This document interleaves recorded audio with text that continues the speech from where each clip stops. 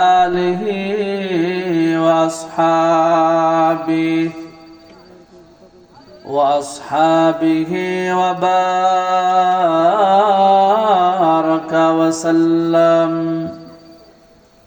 وبارك وسلم تسليما كثيرا الذي أرسله الله تعالى بالحق بشيرا ونذيرا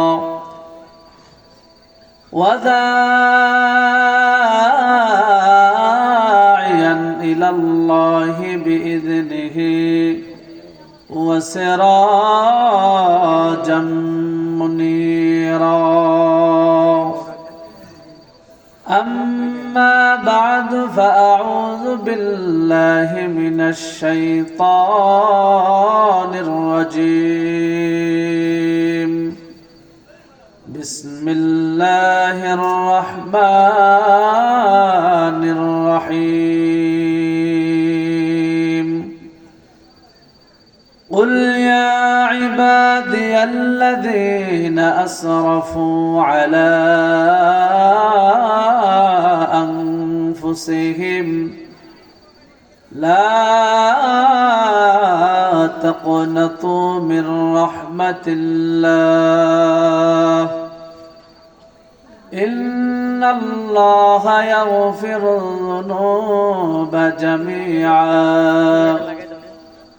إنه هو الغفور الرحيم. قال رسول الله صلى الله عليه وآله وسلم: من بكى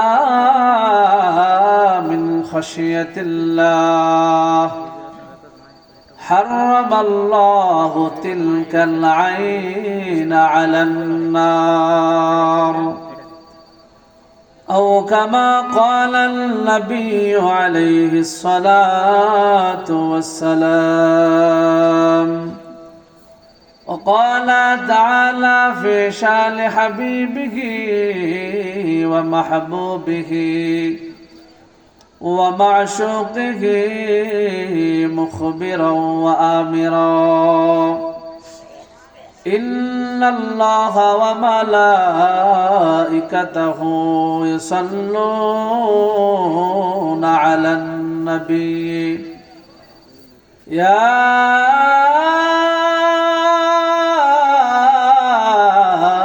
أيها الذين آمنوا صلوا عليه وسلموا تسليما. اللهم صل على محمد وعلى آل محمد كما صليت على إبراهيم وعلى آل إبراهيم إنك حميد مجيد. क्यों भाई दुरुशु बोलले गुनाह হয়? হ্যাঁ না, আপনাদের এলাকায় মনে হয় জোরে দুরুশু পড়া নিষেধ না,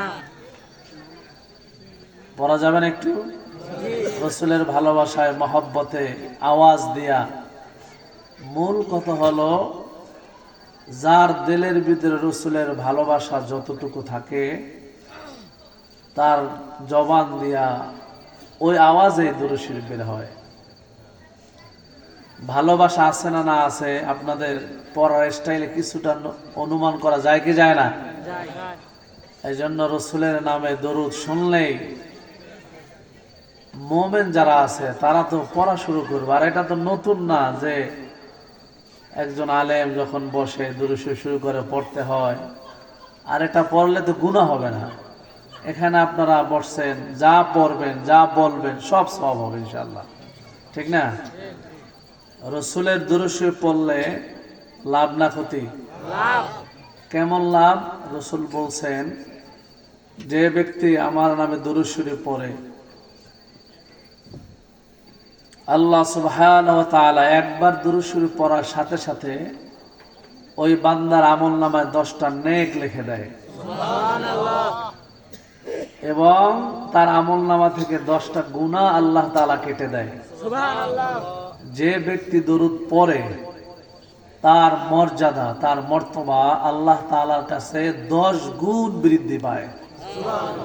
আমাদের ইজ্জত, আমাদের মান, আমাদের সম্মান আল্লাহ তাআলার কাছে বৃদ্ধি পাক, এটা আমরা চাই কি চাই না? কি বলেন, চাই কি চাই না? এই জন্য রসুলের শানে আমরা বেশি বেশি দরুদ শরীফ পড়ব। পড়ো তো ইনশাআল্লাহ? রাজি আছেন তো ইনশাআল্লাহ? বলে কি হয়?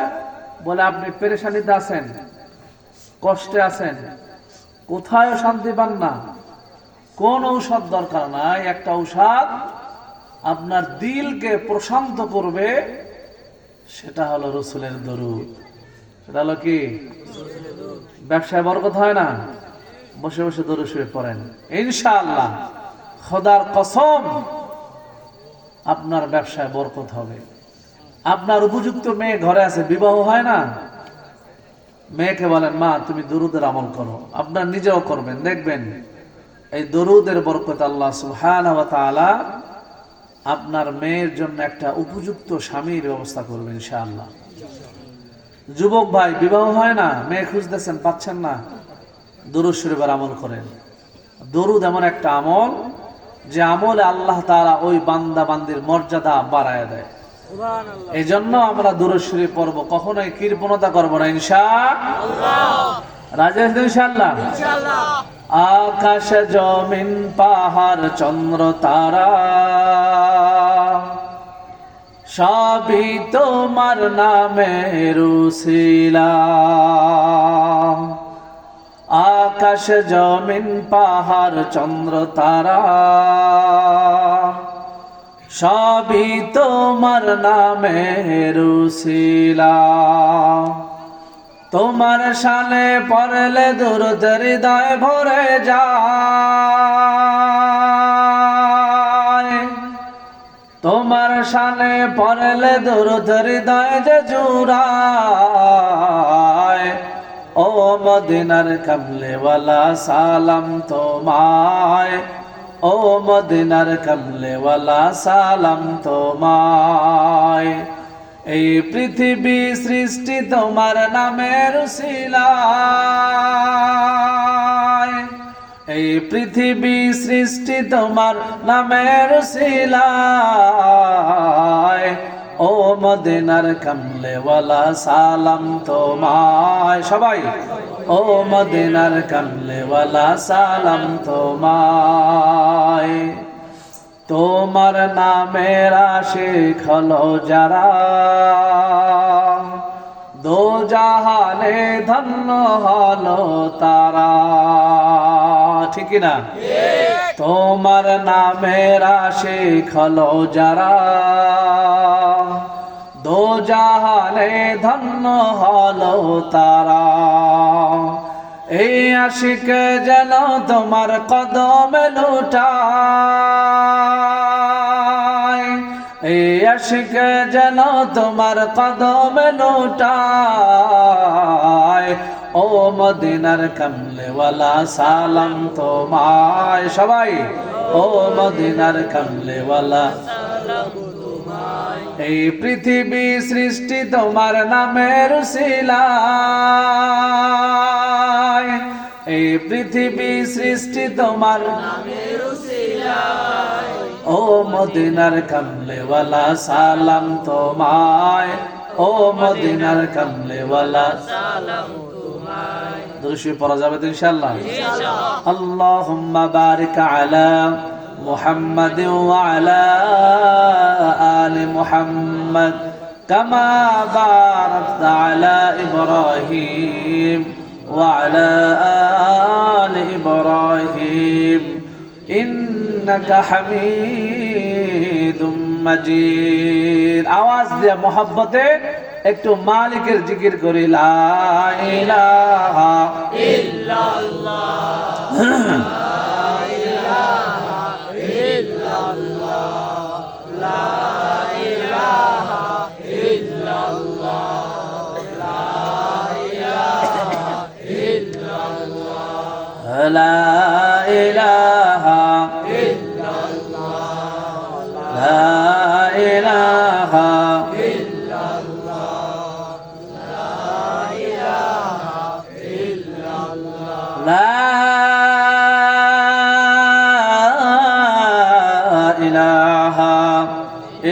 ইল্লাল্লাহু মুহাম্মাদুর রাসূলুল্লাহ সাল্লাল্লাহু আলাইহি ওয়া আলিহি ওয়াসাল্লাম। ओ नबियों में रहमत लक़ब पाने वाला, ओ नबियों में रहमत लक़ब पाने वाला, मुरादे गरीबों के बरलाने वाला, मुरादे गरीबों की बरलाने वाला, फकीरों का मलजा,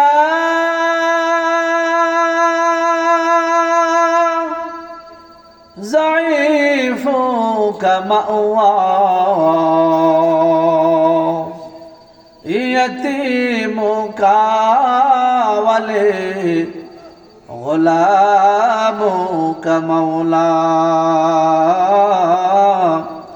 यतीमों का वली, गुलामों का मौला। इश्क महबूब खुदा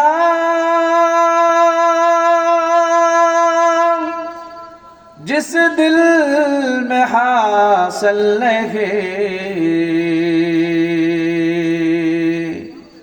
लाखों मोमिन हो मगर ईमान में कामिल नहीं, लाखों मोमिन हो मगर ईमान में कामिल नहीं। আলহামদুলিল্লাহ, আনসার আলী জামে মসজিদের উদ্যোগে আয়োজিত তৃতীয় বার্ষিক ওয়াজ ও দোয়ার মাহফিলের উপস্থিত সম্মানিত সভাপতি, প্রধান অতিথি, বিশেষ অতিথিবৃন্দ, দূর দূরান্ত থেকে আগত আল্লাহ পাকের আশিকিন, জাকিরিন, শাকিরিন, মুহিব্বিন, মুরব্বিন আযম, কলিজার টুকরা আমার সমবয়সী যুবক বন্ধুগণ, স্নেহের ছোট ভাই, পর্দার আড়ালে অবস্থানরত শ্রদ্ধেয় সম্মানিত মা ও বোনেরা, দয়াময় আল্লাহ তাআলার দরবারে লাখো কোটি শুকর ও সুজুদ যে আল্লাহ সুবহানাহু ওয়া তাআলা অত্যন্ত ভালোবেসে মহব্বত করে আমাদেরকে এই জান্নাতের ময়দানে আসা এবং বসার তৌফিক দিলেন। এর জন্য সেই মহান স্রষ্টার দরবারে অন্তর থেকে আমরা সকলেই কালেমাতু শুকর আদায় করি, আলহামদুলিল্লাহ। লক্ষ কোটি দরুদ ও সালাম বিশ্ব মানবতার কান্নারি, বিশ্ব মানবতার মুক্তির দিশারি ইমামুল মুরসালিন জনাবে মুহাম্মদুর রাসূলুল্লাহ সকলেই বলি সাল্লাল্লাহু আলাইহি ওয়া আলিহি ওয়াসাল্লামের উপর। সর্বোপরি শুকর যে দয়াময় আমাদেরকে ভালোবেসে, যে প্রেমময় আমাদেরকে মহব্বত করে সুস্থতার সাথে এই জান্নাতের ময়দানে আসা এবং বসার তৌফিক দিলেন। এজন্য আরো একবার ওই মালিকের দরবারে শুকরিয়া আদায় করি, আলহামদুলিল্লাহ। দেখেন আল্লাহ সুবহানাহু ওয়া তাআলা আপনাকে আমাকে কতটা ভালোবাসেন। এই গভীর রজনীতে আপনারে আমারে সাধারণ একটা বিছানায় এই মানুষগুলোর ভিতরে আপনারা আমারে বসা করায় রাখলেন। এই যে আপনি যেখানে বসে আছেন, আপনি কি একবারও চিন্তা করছেন এখানে বসাটা কার ইচ্ছায় হয়েছে? বলেন তো কার ইচ্ছায়? চিন্তা করেন তো মালিক আপনারে কতটা ভালোবাসে, যে মালিক আপনাকে ভালোবাসে বিদায় আপনাকে জান্নাতের ময়দানে গভীর রজনীতে বসায় রাখছে। হ্যাঁ, ওই মালিক আপনার আমারে কতটা ভালোবাসে। আমার মতো আপনার মতো বহু যুবক, বহু মানুষ এই এলাকার ভিতরে আছে, জান্নাতের ময়দানে আসতেও পারে না, বসতেও পারে না। হ্যাঁ, তাদের দিলের ভিতরে যে তামান্না থাকে, আকাঙ্ক্ষা থাকে, কোনো কারণে তারা আসতে পারে না, তাহলে এখানে আসার সওয়াব তারা পেয়ে যাবে। কিন্তু তাদের দিলের ভিতরে যে আকাঙ্ক্ষা না থাকে, আশা না থাকে, এখানকার সওয়াব তারা পাবে না, পাবে বরকত পাবে না। তাহলে ভাই, রাত্র অনেক হয়ে গেছে, বয়ান আপনারা অনেক শুনছেন, আর আপনারা বয়ান অনেক জানেন, আলহামদুলিল্লাহ। বাকি আমাদের একটা জিনিস, যেটা হলো আমাদের আমল দরকার। কি দরকার? আমল দরকার। বয়ান হবে, হুজুর বয়ান করেন, খুব মজা লাগতেছে, কিন্তু আপনার আমি আমলের খাতা শূন্য রাখলাম, তাহলে লাভ কি হবে বলেন? বয়ান শুনে যদি আগামীকাল ফজরের নামাজ না পড়েন কি হবে বলেন? এই বয়ানে কোনো ফায়দা হবে? আর এই বয়ান সাকসেস তখনই হবে যদি আমার এই যুবক ভাইয়েরা, বৃদ্ধ বাবাজিরা এখান থেকে তওবা করে আগামীকাল যতই কষ্ট হোক যদি ফজরের নামাজ জামাতে পড়ে, জামাতে পড়তে না পারলেও যদি সে পড়ে, একা একাও পড়ে, তাহলে আজকের এই ওয়াজ, আজকের এই মাহফিল সাকসেস। ফজরের নামাজ না পড়ে ঘুমিয়ে থাকলেন, ও বৃদ্ধ বাবাজি, ও যুবক ভাই, আপনি কি একবার চিন্তা করছেন এই ঘুম আপনার জীবনের শেষ ঘুম হতে পারে? এই ঘুম আপনার জীবনের শেষ ঘুম হতে পারে।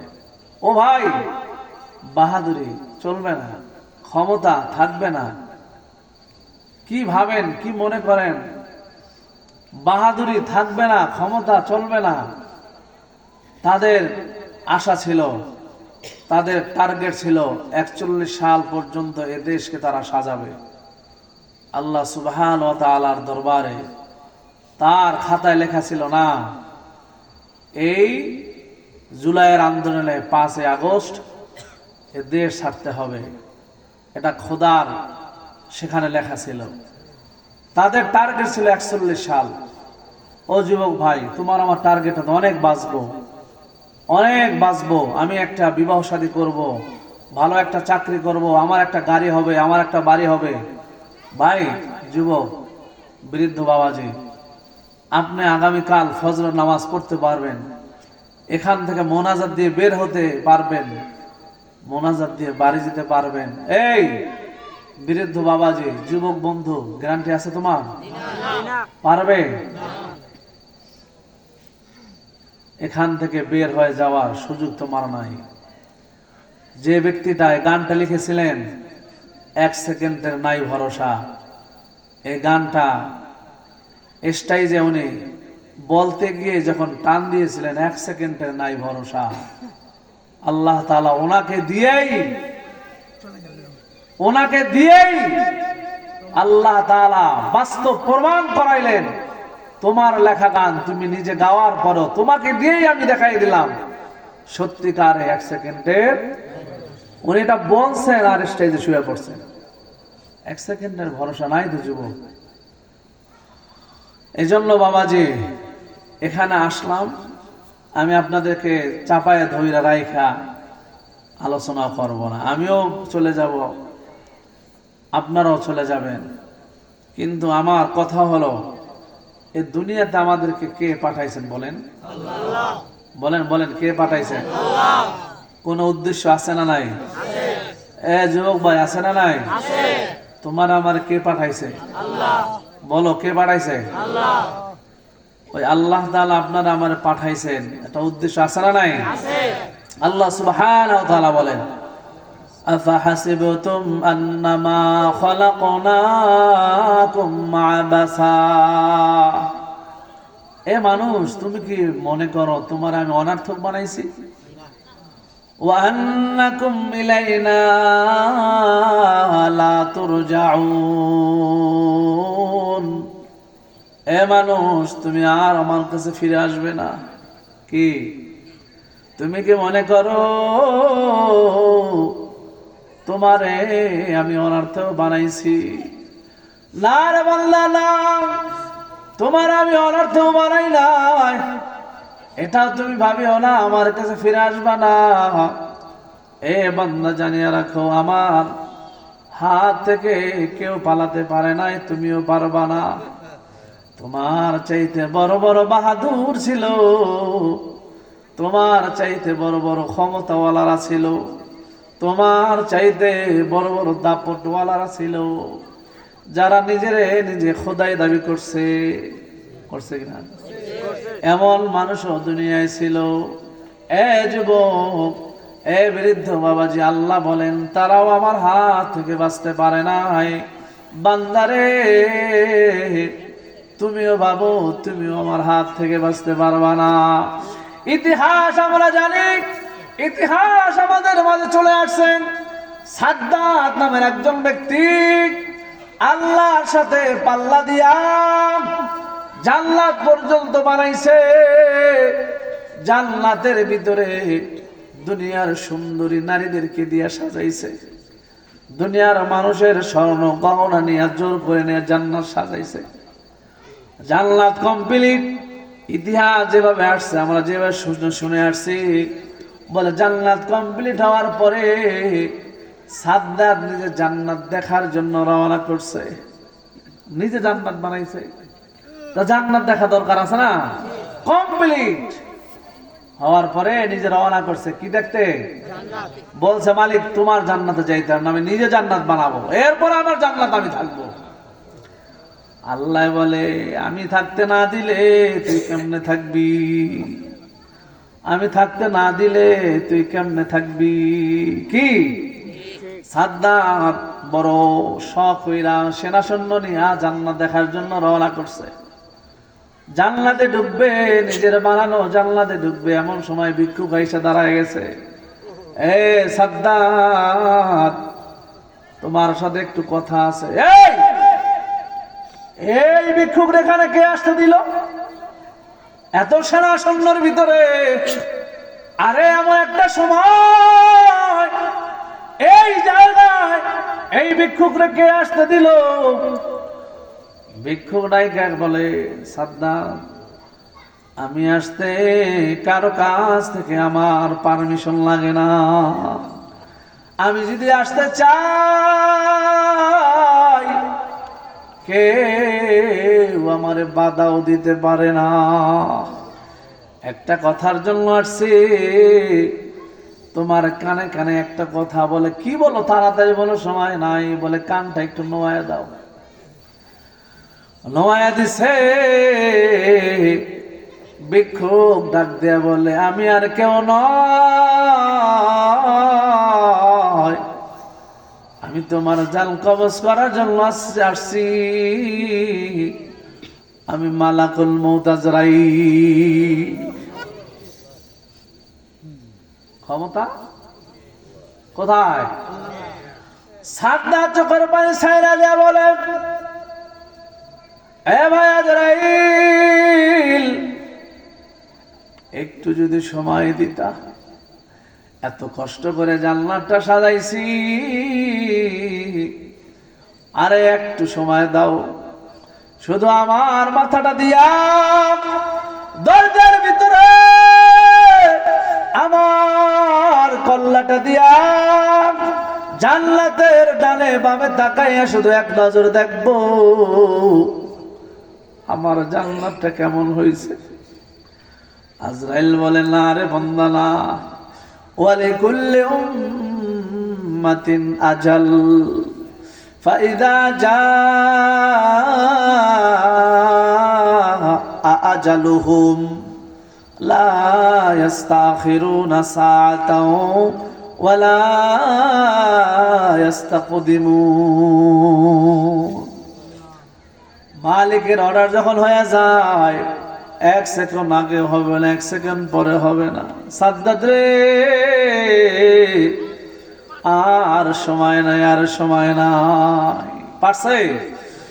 বলেন পারছে? মালাকুল মউত চলে আসতে জানতে রে যুবক, কি ভাবছো তুমি অনেক বাঁচবা, অনেক বাঁচবা? না, তোমরা কি দেখো নাই? যদি বাঁচতে চাও, আমি আমার যুবক ভাইদেরকে বলতেছি, এই যুবক যদি বাঁচতে চাও, বাঁচার মতো বাঁচো, আমার প্রিয় মহব্বতের ভাই শরীফ উসমান হাদির মতো বাঁচো। এই যুবক যদি বাঁচতে চাও, আরে বাঁচার মতো বাঁচো, শরীফ উসমান হাদির মতো গর্জন লিয়া সিংহের মতো 1 মিনিট বেঁচে থাকো। আজকে হাদির নাম পৃথিবীর আমার বাংলাদেশের ভাষাভাষী মানুষ যত জায়গায় আছে, সবাই হাদির জন্য দোয়া করে। এমন কোনো বক্তা নাই যে হাদির জন্য দোয়া করে না। এমন কোন মসজিদ নাই আজকে জুমার দিন হাদির জন্য দোয়া হয় নাই। এ যুবক, যদি তুমি যুবক হতেই চাও, যদি কিছু হতেই চাও, শরীফ ওসমান হাদির মতো হও। তোমার একটা ডাক, একটা গর্জন পুরো পৃথিবীর মানুষের মসনদ কাঁপায়া দিবি। গর্জন দিয়ে গেছে, তবুও বাতিলের কাছে মাথা নত করে নাই। বলেছে আমি আমার দেশকে সাজাবো, আমি আমার দেশকে শান্তি দিয়ে ভরে দেব, তারপরও আমি আমার দেশকে বাতিল তাবেদারের কাছে আমার দেশকে পরাজিত হতে দেব না। হাদি বলেছেন, যার কারণে অন্য যারা আছে তাদের মাথা গরম হয়ে গেছে। এসব ছেলেরা বেঁচে থাকলে তো আমাদের সমস্যা। ও যুবক, বেঁচে থাকতে চাও তো হাদির মতো বাঁচো। কি হয়েছে দেখো, চলে গেছে, হয়েছেটা কি? আজকে শাহাদাতের মরণ নিয়ে চলে গেছে, সবাই দোয়া করতেছে। আপনার কি বিশ্বাস হয় আল্লাহ হাদিকে মাফ করবে না? এতগুলো মানুষের দোয়া, এতগুলো ওলামায়ে কেরামের দোয়া, এতগুলো মানুষের চোখের পানি আমার মালিক কি কবুল করবে না? আমার মালিক তো এত কঠোর নয়। এমন কোন মানুষ নাই, এমন কোন মানুষ নাই যে হাদির জন্য কান্না করে নাই। যাওয়ার সময় এর আগে একটা ভিডিওতে বলে গেছে তার ছোট্ট একটা ছেলেকে নিয়ে, ভাই আমি যদি চলে যাই আমার সন্তানটাকে আপনাকে দেখে রেখে, আমি জানি আমাকে মিছিলের সামনে থেকে আমার বুকে গুলি করা হতে পারে, আমি জানি আমার মাথায় গুলি করা হতে পারে, আপনাদের কাছে আমার আবদার আমার সন্তানটাকে আপনারা একটু দেখে রাখবেন। আজকে হাদি চলে গেছে, হাদির নাম মৃত্যু পর্যন্ত, কিয়ামত পর্যন্ত বাংলাদেশের মানুষ হাদির নাম স্মরণ করবে, হাদির নাম স্মরণ করবে। ও ভাই, তোমারও যাওয়া লাগবে, আমারও যাওয়া লাগবে। এখানে যারা আসছেন, আমি অল্প কথা বলে বিদায় নেব, বেশি লম্বা সময় নেব না। আপনাদের কাছে আমি একটা জিনিস জানতে চাই, আমার এখানে যারা আছে, ওই যুবক ভাই, এমন কেউ আছেন এখানে যে জীবনে গুনাহ করেন নাই? আছেন কেউ জীবনে গুনাহ করেন না? আছেন? আমরা জীবনে অনেক গুনাহ করছি না? কি বলেন, করছে কিনা? কেউ না জানুক, জানে কে? বলেন, জানে কে? গুনাহ করছি। আখিরে মোনাজাত দেব, অল্প সময়ের ভিতরে কয়েকটা কথা বলে বিদায় নেব।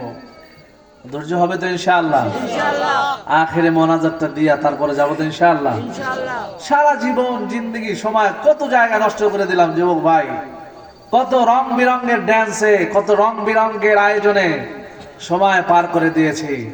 আজকের একটু সময় আমরা এখানে পার করতে পারবো তো ইনশাআল্লাহ? গুনাহ করি না এমন কেউ এখানে আমরা নাই, সবাই কম বেশি গুনাহ করছে, কি করি নাই? এখন একটা কথা বলবো, যে কথাটা হয়তো আপনারা শুনছেন কিনা জানি না, হয়তো কেউ শুনতে পারেন, তবে অনেকে না শোনার। বান্দা গুনাহ করতে করতে করতে আল্লাহ তাআলার নিকটবর্তী হয়ে যায়। শুনছেন কখনো? গুনাহ করলে মানুষ আল্লাহ থেকে কোথায় যায়? দূরে যায়। আর আমি আপনাদের কি বলতেছি, বান্দা কখনো কখনো গুনাহ করতে করতে করতে করতে আল্লাহ তাআলা নিকটতম হয়ে যায়। আবার কখনো কখনো কখনো কখনো বান্দা আমল করতে করতে করতে আল্লাহ তাআলা থেকে দূরে চলে যায়। কেমনে? বলে বান্দা আমল করতে করতে বান্দার ভিতরে তাকাব্বুরি, রিয়া, অহংকার চলে আসে। আমার মতো তাহাজ্জুদ গুজার, আমার মতো বুজুর্গ, আমার মতো নামাজি কে আছে? আল্লাহ তাআলা বলে তোর মতো শয়তান আর কেউ নাই, তোর মতো শয়তান আর কেউ নাই। আর বান্দা গুনাহ করতে করতে করতে করতে যখন 60 বছর হয়ে আসে, চামড়াগুলো ঢিলেঢালা হয়ে যায়, চুলগুলো সাদা হয়ে যায়, চোখের পাওয়ার কমে যায়। 60 বছর পরে বান্দা এখন বুঝে আসছে, হায়রে জিন্দগির সব তো সময় নষ্ট করে দিলাম, গুনায় গুনায় গুনায় গুনায় কাটাইয়া দিলাম। 60 বছর পরে বান্দা যখন মালিকরে ডাক দেয়, আল্লাহ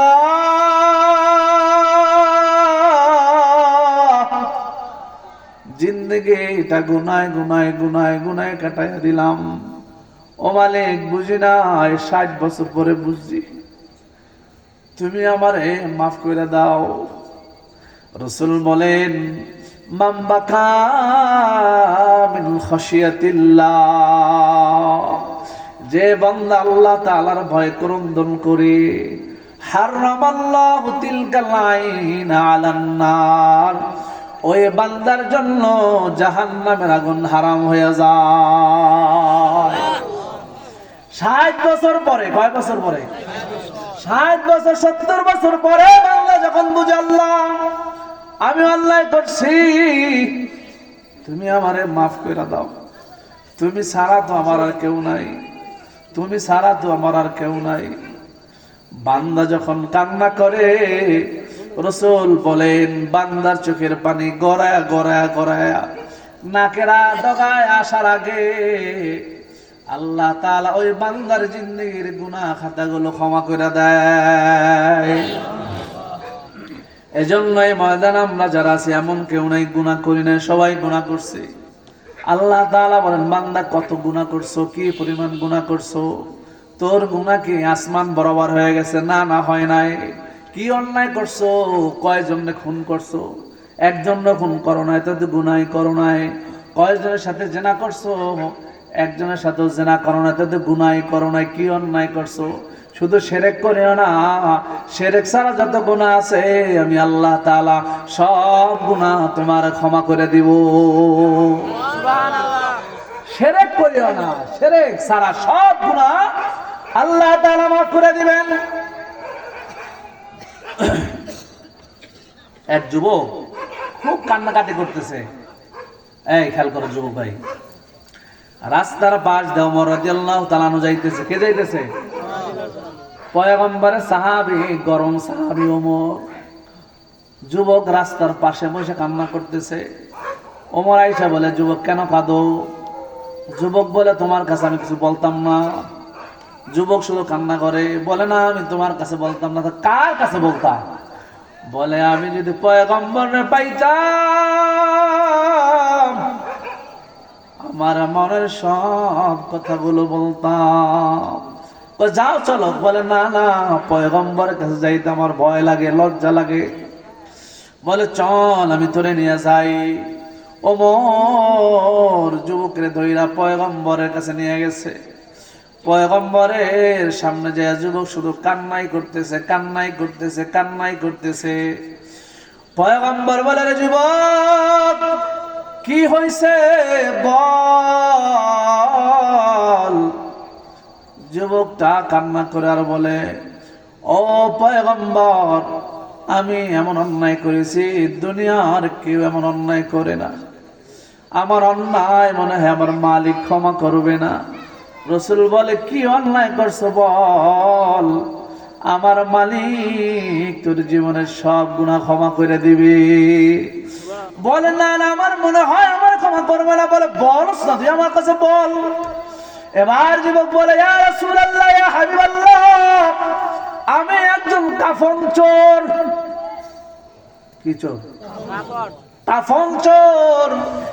আমি মানুষ মারা গেলে কবর দেওয়ার পরে ওই রাত্রে আমি কবর খনন কইরা লাশের শরীর থেকে কাফনের কাপড় গুলা নিয়ে বাজারে বিক্রি করে আমি আমার সংসার চালাই। আমি কাফন চুরি করি।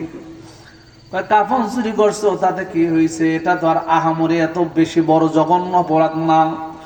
বলে, ইয়া রাসূলুল্লাহ, ইয়া হাবিবাল্লাহ, শুধু তাই নয়, কাফন চুরির সাথে সাথে আমি বড় ধরনের একটা গুনাহ করে ফেলছি। বলে, কি গুনাহ করছো? এবার যুবকটা চোখের পানি সাইরে দিয়ে কাঁদে আর বলে, ইয়া রাসূলুল্লাহ, এই তো কিছুদিন আগে মদিনার ওই কর্নারে একটা মেয়ে ইন্তেকাল করছে। মেয়েটারে তার আত্মীয় স্বজন দাফন কাফন করার পরে যখন তারে কবর দিয়া সবাই চলে গেছে, আমি অপেক্ষা করতেছিলাম কখন রাত্র হবে, কখন রাত্র হবে। ইয়া রাসূলুল্লাহ, ইয়া হাবিবাল্লাহ, রাত্র যখন হইছে, রাত্র যখন গভীর হয়ে গেছে, আমি আস্তে আস্তে আস্তে কবরের কিনারায় গিয়া দাঁড়াইলাম। কবরের কিনারে দাঁড়াইয়া আমি মেয়েটার কবর থেকে মাটিগুলো সরাইলাম। মাটি সরাইয়া আমি কবরের ভিতরে নামলাম। কবরের ভিতরে নাইমা মেয়েটার শরীর থেকে 5টা কাফনের কাপড় আমি খুললাম। ইয়া রাসূলুল্লাহ, খোলার পরে এই বইলা যুবকটা কান্না করতেছে, বলা বন্ধ হয়ে গেছে। বলে, বল যুবক, এরপরে কি হয়েছে? বলে, না ইয়া রাসূলুল্লাহ, এরপর আর সামনে আমি আর বলতে পারবো না। বলে, ইয়া রাসূলুল্লাহ, ইয়া হাবিবাল্লাহ, আমি কাফনের কাপড় নিয়ে যখন রওনা করছি, শয়তান আমারে শুধু ওয়াসওয়াসা দেওয়া শুরু করছে। এ যুবক, কার শরীর থেকে কাফনের কাপড় খুলে নিলি? একটা বারের জন্য তাকালি না, কার শরীরটা থেকে তুই কাফনের কাপড় খুলে নিলি? ইয়া রাসূলুল্লাহ, ইয়া হাবিবাল্লাহ, আমি তো তাড়াতাড়ি কাফনের কাপড় নিয়ে পালাইবার জন্য ব্যস্ত। শয়তান যখন আমার ওয়াসওয়াসা দেওয়া শুরু করছে, অমনি আমি দাঁড়াইয়া আমি হালকা আলো দিয়া যখন কবরের দিকে তাকাইলাম, আমি তাকাবার পরে ও রাসূল, এত সুন্দরী মেয়ে আমার জিন্দেগিতে আমি আর দেখি না। দাঁড়ায়া দাঁড়ায়া চিন্তা করতেছিলাম, এত সুন্দরীও কোনো মানুষ হয় নাকি? আমি ভুলে গেছি আমি যে কাফন চোর, আমি কবরে দাঁড়ায় দাঁড়ায় দেখতেছিলাম। শয়তান আমার ওয়াসওয়াসা দিয়ে বলে, যুবক দাঁড়ায় রইছো কেন? এমন সুন্দরী মেয়ে তো আর জীবনে দেখো নাই, কোনোদিন পাবিও না। তোর যৌবনের চাহিদাটা মিটায় দে। ইয়া রাসূলুল্লাহ, ইয়া হাবিবাল্লাহ, আমি ওই কবরের ভিতরে আমি ওই মেয়েটার সাথে, ওই মৃত্যু মেয়েটার সাথে আমার যৌবনের চাহিদা মিটাইলাম। যৌবনের চাহিদা মিটাবার পরে আমি যখন কাফনের কাপড়গুলো নিয়ে রওনা করছি, এমন সময় পিছন দিক থেকে মেয়েটার থেকে আওয়াজ আসছে। মেয়েটা ডাইকা বলে, রে যুবক, কি কাজটাই না আমার সাথে কইরা গেলা? আমি চাইছিলাম আমার মালিকের সাথে আমি পবিত্র অবস্থায় মোলাকাত করব, তুমি তো আমার নাপাক বানায় দিয়ে গেলাম। আমি আমার এই শরীর নিয়ে মালিকের সামনে আমি কেমনে দাঁড়াবো? ইয়া রাসূলুল্লাহ, ইয়া হাবিবাল্লাহ, এই আওয়াজ আসার সাথে সাথে ভয়ে আমার হাত থেকে কাফনের কাপড়গুলো কবরের ভিতরে পড়ে গেছে। ওখান থেকে আসার পরে ওই দিন থেকে আমার খাওয়া দাওয়া বন্ধ হয়ে গেছে, আমার পেরেশান শুরু হয়ে গেছে। এত বড় অন্যায় আমার মতো আর কেউ জালেম আছে নাকি? আমার মতো গুনাহগার আর কেউ আছে নাকি? পয়গম্বর কাঁদতেছেন, পয়গম্বর যুবকের কথা শুই না চোখের পানিগুলো সাইরা সাইরা কাঁদতেছে। পয়গম্বর বলে, রে যুবক, এমন খারাপ কাজ কোন মানুষ করতে পারে নাকি? পয়গম্বর যখন বলছে, রে যুবক, এমন অন্যায় কেউ করতে পারে নাকি? যুবক ভয় পেয়ে গেছে।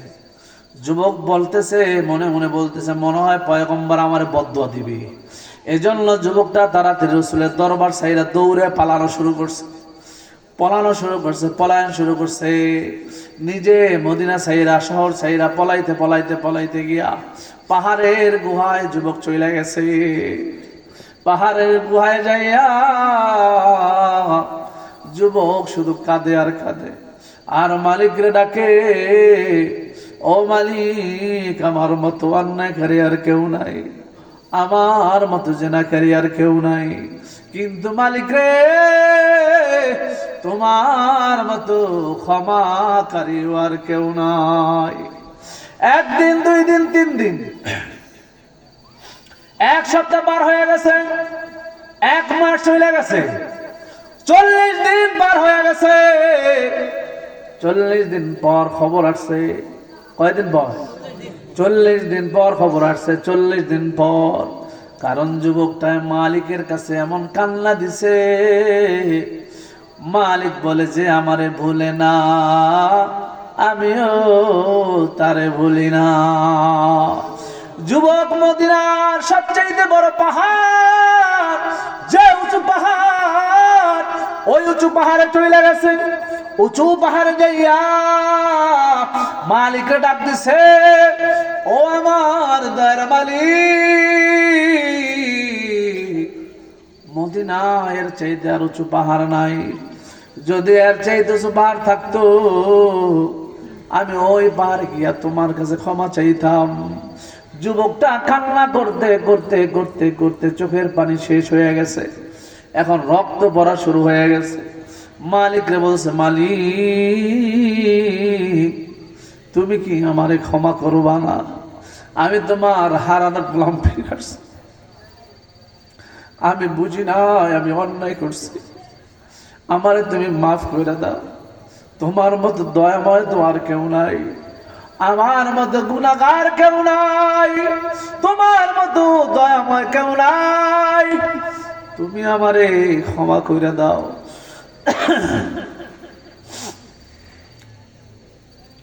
40 দিন পর আমার মালিক পয়গম্বরের কাছে ওহী নাযিল করছে, জিব্রাইল তাড়াতাড়ি যা আমার পয়গম্বরকে যায় জিজ্ঞেস কর 40 দিন পূর্বে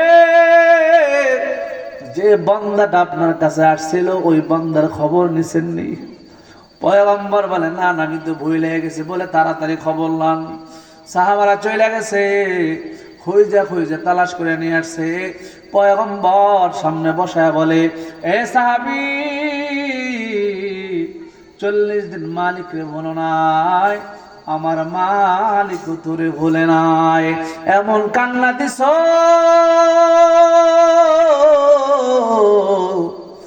আমার মালিক তোর জিন্দেগির সব গুনাহ খাতাগুলো ক্ষমা করে দিছে। এই জন্য বলতেছিলাম, একজন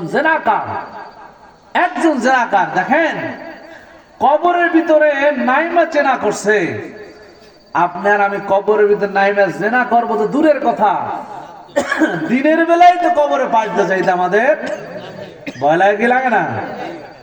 তবে মালিক যদি এরকম এরকম বড় বড় গুনাহগারকে ক্ষমা করে দিতে পারে, আপনারা আমারে ক্ষমা করতে পারে কি পারে না? বলেন পারে কি পারে না? এই জন্য সময় কিন্তু বেশি নাই, সময় কিন্তু কি নাই, বেশি নাই। যুবক ভাই, আর সময় কিন্তু বেশি নাই, কারণ সময় আজরাইল আসতে দেরি, জান কবজ করতে। যদি বলেন যে ভাই আমার তো অনেক সময় বাকি, এই সময় বাকি, এই কাজ বাকি, এই কাজ বাকি, আজরাইল শুনবে? শুনবে না। এজন্য তওবা করব কার কাছে? বলেন কার কাছে? তওবা করতে রাজি আছেন ইনশাআল্লাহ? কারা কারা তওবা করতে রাজি আছে? নারায়ে তাকবীর, নারায়ে তাকবীর। আল্লাহ তাআলা আমাদের তওবাকে কবুল ও মঞ্জুর করে। সকলে বলে আমিন। কি নিয়ে যাবেন? যাবেন যে কবরে, কি নিয়ে যাবেন? কামাই করছেন নাকি? কিছু কামাই করছেন? কিছুই কামাই করতে পারি নাই। যাও করছি সব রাইখে গেছি সন্তানের জন্য, কিন্তু সন্তানরাও তো মানুষ বানাইতে পারি নাই। যে সম্পদ রাইখে গেছি, এই সম্পদ সন্তান যে আমার পরকালের জন্য ব্যয় করবে সেটাও তো করে যেতে পারি নাই। মনে করি টাকা পয়সা ধন দৌলত এগুলো আমাকে অমর করে রাখবে না। ভাই, এই যে আজকে জান্নাতের বাগান সাজাইছেন, যারা সাজাইছেন তাদেরকে আল্লাহ তাআলা প্রতি বছর এবার সুন্দর জান্নাতের বাগান সাজাইবার তৌফিক দান করুক। বলেন আমিন। আর যারা বলে আমিন। প্রতি বছর এরকম জান্নাতের বাগান হোক। আপনারা চান কি চান না? দেখি তো কারা কারা চান না।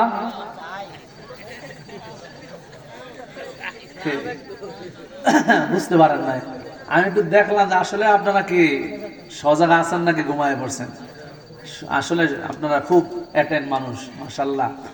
মোনাজাত দিয়ে দেব অল্প কিছুক্ষণের ভিতরে ইনশাআল্লাহ। আগামীকালকে,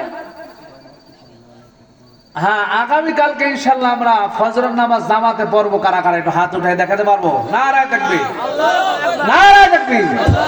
আল্লাহ তাআলা আমাদের সবাইকে আগামীকাল ফজরের নামাজ পড়ার তৌফিক দান করে বলেন আমিন। ও যুবক ভাই, ফজরের নামাজ পড়লেন না, যদি আপনি ঘুম থেকে না উঠেন, এমনও তো হতে পারে যে ফজর নামাজ পড়েন নাই, জোহরের সময় এলান হবে, এই হাজী সাহেব নাই, মসজিদের লোক বলবো কই হাজী সাহেব, ফজরের নামাজে তো আসে নাই।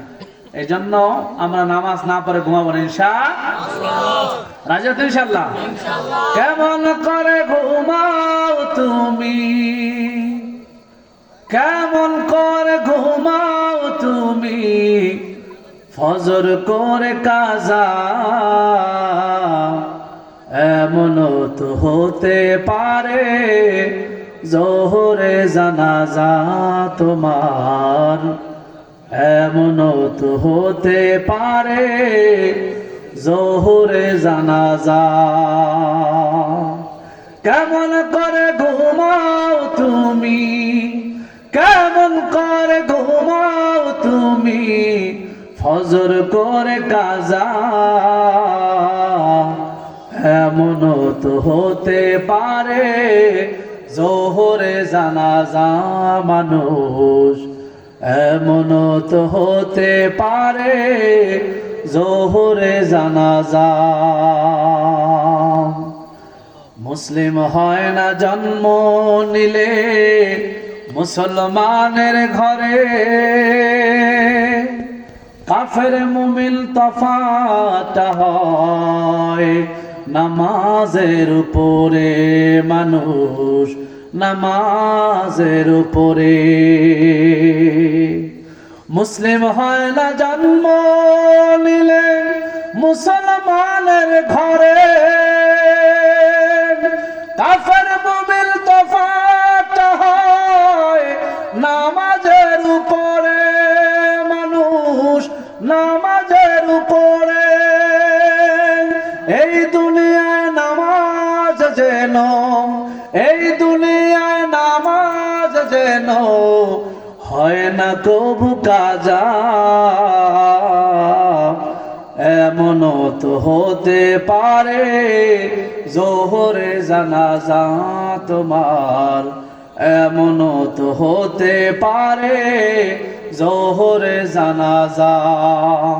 কেমন করে ঘুমাও তুমি, কেমন করে ঘুমাও তুমি, ফজর করে কাজা, এমনও তো হতে পারে জোহরে জানাজা তোমার, এমনও তো হতে পারে জোহরে জানাজা। কে পারে কি পারে না? পারে কি পারে না? নামাজ পড়া লাগবে তো ইনশাআল্লাহ। এই যুবক, এই বৃদ্ধ বাবাজি, সময় নাই, সময় কিন্তু বেশি নাই। মরণ থেকে যতই পালাও, মরণ তোমায় নেবে ঘিরি, যদিও সুদূর আকাশ পানে লুকাও সেথায় লাগিয়ে সিঁড়ি।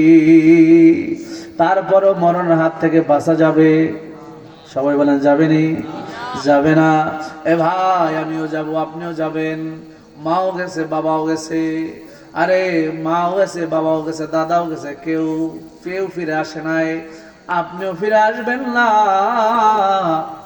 আমিও ফিরে আসবো না। কিন্তু চিন্তার বিষয় কি নিয়ে আপনি আর আমি কবরে রওনা দিছি, কি চিন্তা করার দরকার আছে না নাই? কি চিন্তা করছেন? চিন্তা করছেন কি? দাড়ি কামায়া রসুলের কলেজে আঘাত দিয়া হবে?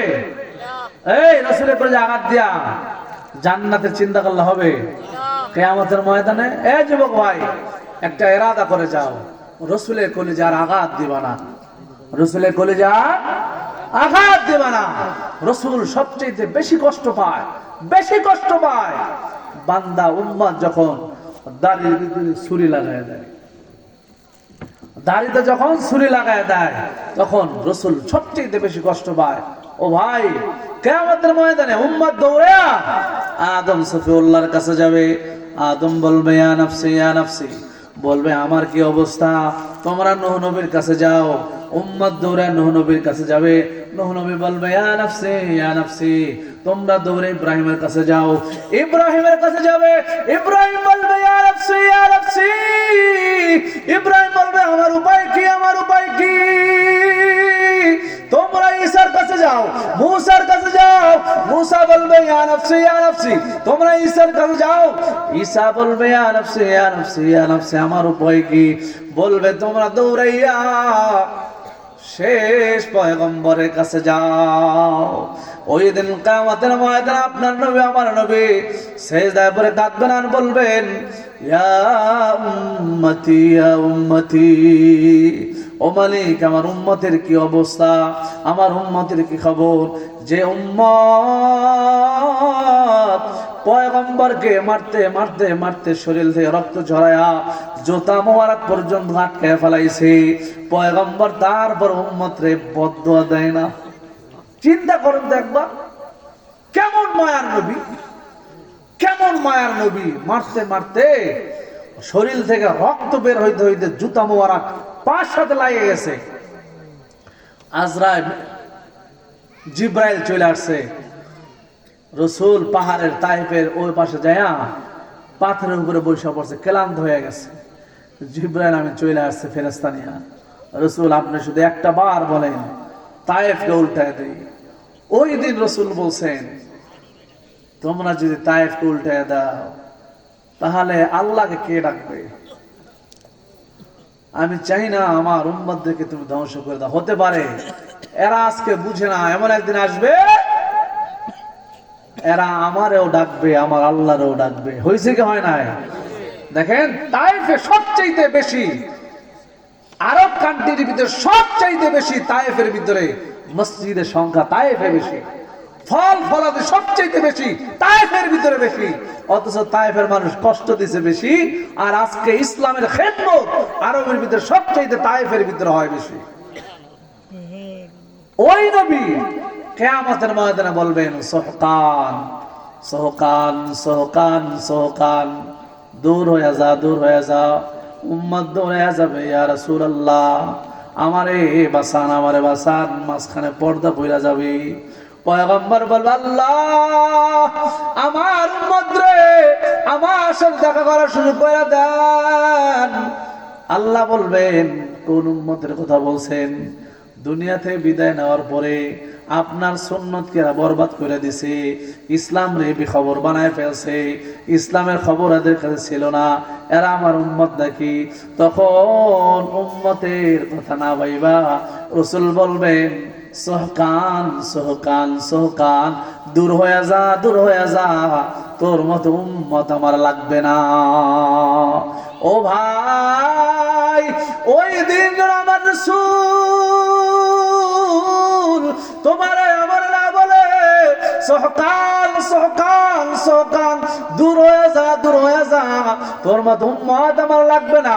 ও আল্লাহ, ওই দিনের জন্য আপনি আমাদেরকে বেশি বেশি সুন্নতের আমল করার তৌফিক দান করেন, বলেন আমিন। আরো জোরে বলেন আমিন। এখানে আপনারা যারা আছেন অনেকের মা নাই, অনেকের বাবা নাই। 5 খান সাদা কাপড় পেছাইয়া, 3 খান সাদা কাপড় পেছাইয়া মায়ের রাইখা আসছেন, বাবার রাইখা আসছেন। আসছেন কি আসেন নাই? দেখি একটু হাতটা দেখানো যাবে নি? এই ময়দানে কার কার মা নাই, কার কার বাবা নাই? হাতটা একটু দেখান তো, কার কার মা নাই, কার কার বাবা নাই? আয় আল্লাহ, এই যাদের হাত উঠাইছে এদের মা বাবার কবরগুলো জান্নাতের বাগান। মায়ের হাত নামান। আমি যত জায়গায় যাই সব জায়গায় বলি, বুঝাইবার জন্য বলি, অহংকারের জন্য বলি না। এই যে আপনাদের মসজিদের খতিব সাহেব হুজুর মাওলানা শহীদুল ইসলাম সাহেব আমার খুব মহব্বতের মানুষ, বিভিন্ন জায়গায় প্রোগ্রাম হয়, আলহামদুলিল্লাহ খুব ভালো মানের মানুষ। আপনারা যতই নেতা হন না কেন, যতই বাহাদুরি করেন না কেন, উনি যতই গরিব গরিব হন না কেন, ইমামতি কিন্তু উনি মুসল্লা যখন দাঁড়ায় যায় ওনার পিছনেই কিন্তু আপনি আল্লাহু আকবার বলে সেজদায় যান। কি জান কি জান না? আমি বুঝাইবার জন্য বলি, একটা সন্তানে কোরআনে হাফেজ বানান, একটা সন্তানে কোরআনের আলেম বানান, দুনিয়ায় লাভ পরকালেও ফায়দা। আমার বাবা ইন্তেকাল করছেন, 2020 সালে করোনার সময় আমার আব্বা ইন্তেকাল করছেন। আব্বা যখন ইন্তেকাল করেন, এর আগের কথা আমি যখন মাদ্রাসায় পড়ি, ছোটবেলার কথা আমি যত জায়গায় যাই সব জায়গায় বলি, বুঝাইবার জন্য বলি যেন আপনারা একটা সন্তানকে মাদ্রাসায় দেন। মাদ্রাসায় দিলে কি হয় ভাই? মাদ্রাসায় দিলে আপনি ঠকবেন না, আপনি ঠকবেন না, আপনি ঠকবেন না। আমি যখন হাফখানায় পড়ি, একদিন আমার বাবা জোহরের নামাজের পরে আমার ঘরের ভিতরে ডাক দিয়া বসাইয়া বলে, বাবা তোমার আমি মাদ্রাসায় কেন পড়াইতেছি জানো? বাবারে আমরা খুব ভয় পাইতাম, বাবার সামনে কথা বলতাম না। আমি মাথা নিচু করে বসে আছি, বাবায় চোখের পানি সাইডে দিয়ে বলে, ও বাবা তুমি আমারে চাকরি করে খাওয়াবা, এই জন্য তোমার আমি মাদ্রাসায় পড়াইতেছি। আমার বাবা বলে, না রে বাবা না, তুমি আমি চাকরি করে খাওয়াবা, এই জন্য তোমার আমি মাদ্রাসায় পড়াই না। ও বাবা তোমার আমি মাদ্রাসায় এই কারণে পড়াইতেছি, আমার ইন্তেকালের পরে আমার জানাজা নামাজের ইমামতিটা তুমি করো, এই জন্য তোমার আমি মাদ্রাসায় পড়াইতেছি। আমার আর কোন উদ্দেশ্য না। আমি যদি তোমার আগে যাই, তুই যদি আমার আগে চলে যাও তবে তো চলে গেলা, কিন্তু আমি তোমার আগে যাই, তুমি আমার জানাজা নামাজের ইমামতি করবে, এই জন্য তোমার আমি মাদ্রাসায় পড়াইতেছি। এ বাবা তুমি আমার কবরের ভিতরে নামবা, তুমি আমার কবরের ভিতরে নাইবা, পাশের শালিগুলো বিছাই মাটি দিয়া যখন সবাই যার যার মতো চলে যাবে, তুমি আমার কবরের পাশে দাঁড়াইয়া মালিকের দরবারে হাত তুইলা বলবা, রব্বির হামহুমা কামা রব্বায়ানি সগীরা। ও মালিক, আমার মা বাবা আমারে ছোটবেলায় যেইভাবে লালন পালন করছে, অন্ধকার কবরেও তুমি আমার বাবার সেইভাবে লালন পালন করো। আমার মা বাবা ছোটবেলায় আমার কষ্ট পাইতে দেয় না, আমার মা বাবা ছোটবেলায় আমার কষ্ট পাইতে দেয় না। ও মালিক, ছোটবেলায় আমার মা বাবা আমার যেমনি ভাবে লালন পালন করছে, তুমিও আমার মা বাবার খবরে লালন পালন করো। এই জন্য বলি ভাই, একটা সন্তানের কোরআনের হাফেজ বানায় যান, একটা সন্তানের কোরআনের আলেম বানায় যান। খোদার কসম, খোদার কসম, এই দুনিয়াও আপনি বাদশা থাকবেন, পরকালে তো আপনি বাদশা থাকবেন, বিনা হিসাবে আপনি জান্নাতে চলে যাবে। একটা সন্তান কোরআনে হাফেজ বানানো কি যায় না ভাই? এরাদা করেন, ইচ্ছা করেন, যারা বিবাহ সাথে করেন না তারাও ইচ্ছা করেন, আর যাদের সন্তান আছে তারাও ইচ্ছা করেন আমার সন্তানটাকে আমি আর কিছু না বানাই, আমি আমার সন্তানকে কোরআনে হাফেজ বানাবো। আপনার সন্তান যদি হাফেজ হয়, আপনার আমি বুঝাতে পারবো না। যাদের সন্তান কোরআনে হাফেজ হয়েছে তাদের কাছে জিজ্ঞেস করবেন, আপনার সন্তান যখন নামাজ পড়ায় আর বাবায় যখন পিছনে দাঁড়ায় দাঁড়ায় নামাজ পড়ে, বাবার দিলটার ভিতরে কতটা শান্তি লাগে। পুরো পৃথিবীর বাদশাহী যদি দেওয়া হয় এত শান্তি পাবে না। নিজের সন্তান যখন নামাজ ইমামতির মুসল্লায় দাঁড়ায় যায় আর বাবার পিছনে দাঁড়ায় দাঁড়ায় নামাজ পড়ে, এই যে একটা শান্তি, এই যে একটা প্রশান্তি। বাড়িতে যাইতাম মাঝে মাঝে, মসজিদে যাওয়ার পরে এলাকার চাচারা, এলাকার লোক বলতো, ইব্রাহিম যাও নামাজ পড়াও, ইব্রাহিম যাও নামাজ পড়াও, কিন্তু আমার বাবা কোনোদিন আমারে বলতো না যে যা নামাজ পড়া। তখন বুঝতাম না, এখন বুঝি, এখন বাবা হয়েছে এখন বুঝি কেন বাবাই বলতো না। দেখতাম বাবাই মসজিদের কোলায় বৈশা বাথা নিচু, বাবায় বাথা নিচু কইরা বৈশা বৈশা চোখের পানি ছাইড়া দিতেছে। আমি তখন বুঝতাম না, এখন বুঝি। এলাকার মানুষ যখন নিজের সন্তানকে ঠেলা ঠেলা সামনে দেয়, ইমামতির মুসল্লা দাঁড়া করায়, বাবার কাছে আনন্দ দিলটা ভইরা যাইত। আজকে আমার সন্তানকে এলাকার মানুষগুলো বলে যা নামাজ পড়া, যা নামাজ পড়া, যা নামাজ পড়া, এটা বাবার দিলে আনন্দে, বাবার কাছে খুব ভালো লাগতো। এটা আমি আপনাকে বুঝাতে পারবো না। যার সন্তান কোরআনের হাফেজ হয়, আলেম হয়, উনি শুধু বুঝতে পারবেন আসলে আত্মতৃপ্তি, মর্যাদা আর অন্তরে প্রশান্তি কাকে বলে। শুধু একটা কথা বলে যাই, আপনার সন্তানকে যদি আপনি কোরআনের হাফেজ বানান, আলেম বানান, ঠকবেন না, এটা নিশ্চিত। কোরআনের হাফেজ বানাইলে, কোরআনের আলেম বানাইলে আপনি ঠকবেন না, এটা নিশ্চিত। শুধু তাই নয়, তামাম পৃথিবী ঘুইরা ঘুইরা ঘুইরা ঘুইরা যদি একটা বৃদ্ধাশ্রম আপনি আমাকে দেখাইতে পারেন, যে বৃদ্ধাশ্রমে, কোন বৃদ্ধাশ্রমে কোরআনে হাফেজের মা বাবা, কোন আলেমের মা বাবা বৃদ্ধাশ্রমে পড়ে আছে, ওই দিন থেকে আমি আমার পোশাক বাদ দিয়া, ইসলাম বাদ দিয়ে অন্য লাইনে চলবো। খোদার কসম করে বলি, একটা হাফেজের মা বাবা, একটা আলেমের মা বাবা বৃদ্ধাশ্রমে দেখাইতে পারবেন না, বৃদ্ধাশ্রমে দেখাইতে পারবেন না।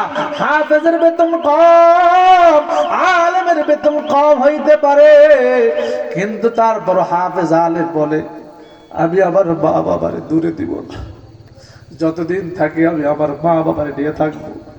হাফেজ বলে আমার বেতন কম হইতে পারে, আমি আমার মা বাবারে দিব না, কারণ আমার মা বাবা হলো জান্নাত, আমার এই জান্নাতরা আমি কোথায় দিব? অল্প বেতন পাইয়া কষ্ট কইরা কইরা মা বাবারে নিয়ে সংসার চালায়, তারপর মা বাবারে বৃদ্ধাশ্রমে দেয় না। আর যারা শিক্ষিত কইরা টাকার অভাব নাই, যারা শিক্ষার অভাব নাই, তারাই দেখবেন যত বৃদ্ধাশ্রমে দেখবেন ওই সমস্ত টাকার অভাব নাই, জেনারেল শিক্ষিত সন্তানদের মা বাবাই বৃদ্ধাশ্রমে পরে পরে ধুকে ধুকে ধুকে ধুকে কষ্ট করে, ঠিক কিনা? এই জন্য হাতে ধরে পায়ে ধরে বলি, যদি শান্তি চাও বৃদ্ধ বয়সে শান্তি চাও, একটা সন্তান কোরআনের হাফেজ বানায় যান, দুনিয়াও শান্তি পাবেন, পরকালে আল্লাহ তাআলা শান্তির ব্যবস্থা করবে। কাদের জন্য টাকা পয়সা? এই কাদের জন্য টাকা পয়সা, গাড়ি বাড়ি, সুখের বাড়ি, সুখের সংসার, সব কিছু কার জন্য রেখে গেলেন ভাই বলেন? সব কার জন্য রেখে গেলেন? নিজে কি নিয়ে গেলেন? কিছুই তো না। সুখের বাড়ি, শখের সংসার সারিয়া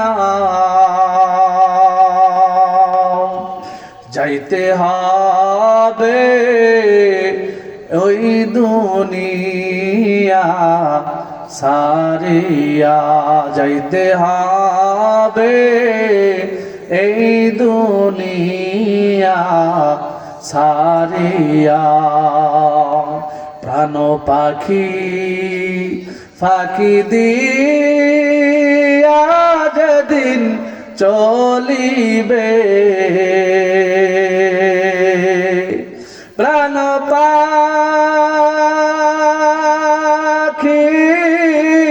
ফাঁকি দিয়া যেদিন চলিবে,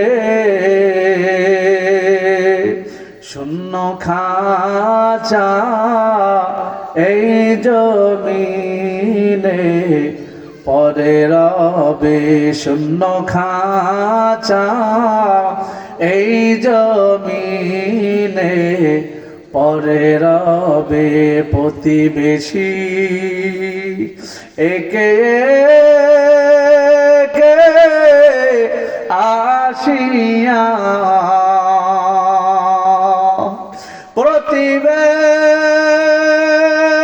প্রতিবেশী একে একে আসিয়া দেখবে তাহারা মুখের কাপড় সরায়া, দেখবে তারা মুখের কাপড় সরায়া, সুখ সংসার শখের বাড়ি সাজায়া যাইতে হবে এই দুনিয়া সারিয়া যাইতে হবে এই দুনিয়া, সারিয়া লাস্টি আমার থাকবে পরে বাড়ির আঙিনা, লাস্টি আমার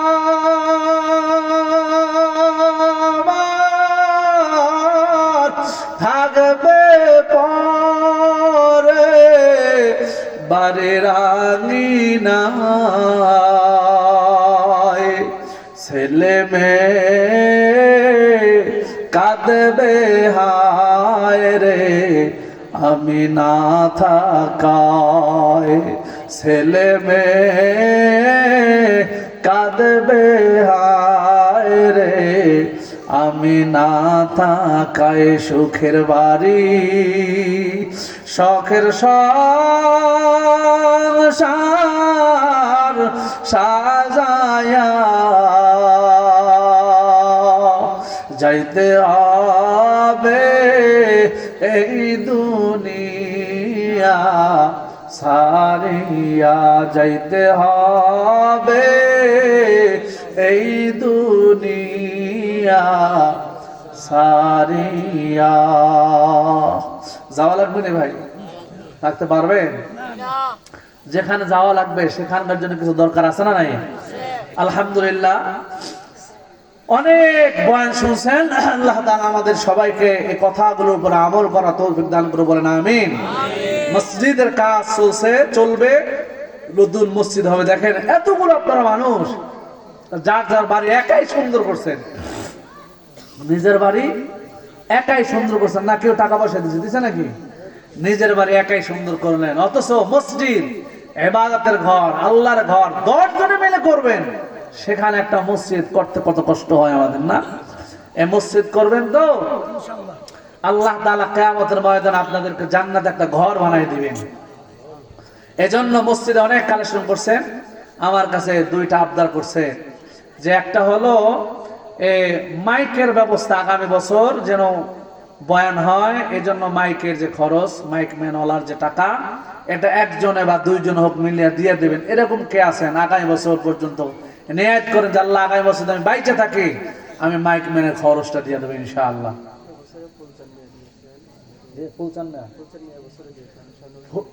ফুলচান মিয়া আল্লাহ এই বছর দিয়েছেন, আল্লাহ তাআলা ওনার এই দাওয়াটাকে কবুল ও মঞ্জুর সকলে বলে আমিন।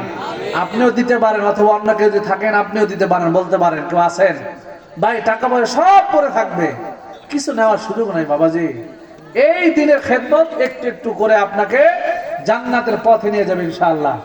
আর এই প্যান্ডেলের সামিয়ানা যে প্যান্ডেলের আয়োজন, এই প্যান্ডেলের ব্যবস্থা যিনি করছেন, এতে যে খরচ হয়েছে, এই খরচের টাকা একজন হোক 2 জন হোক মিলা, হুজুর আমি বা আরেকজন মিলা 2 জন যা হয় আমরা দিয়ে দেবো ইনশাআল্লাহ। এই 2টা জিনিস। কোন আল্লাহর বান্দা আছেন